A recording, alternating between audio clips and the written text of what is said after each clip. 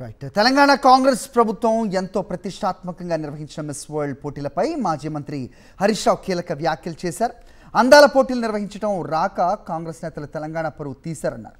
రేవంత్ రెడ్డికి సన్నిహితంగా ఉండే MP, corporation chairman, IAS officer miss England పట్ల అభ్యంతరకరంగా ప్రవర్తించారని వార్తలు వస్తున్నాయన్నారు. ఆ ముగ్గురి కారణంగానే మిస్ ఇంగ్లాండ్ అందాల పోటీల్లో పాల్గొనకుండా వెళ్లిపోయారని ఆరోపించారు.